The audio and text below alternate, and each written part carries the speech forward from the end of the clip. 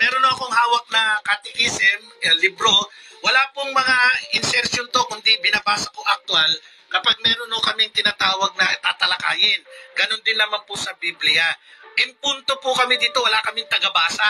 Kami mismo. Wala kami headset na merong magko-coaching sa amin. Oo, wala. Wala akong kilala eh. Pag tanungin mo, sasagot, ang bilis. Basic headset. Oo, tsaka lumalabas agad sa computer. Kasi nga, merong mga, mga supporting groups eh.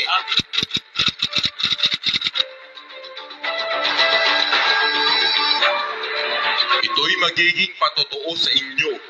Pagtibayin nga ninyo ang inyong mga puso na huwag munang isipin kung paano ang inyong isasagot, sapagkat bibigyan ko kayo ng isang bibig at karunungan na hindi mangyayaring masalangsang o matutulan man ng lahat ninyong mga kaalit.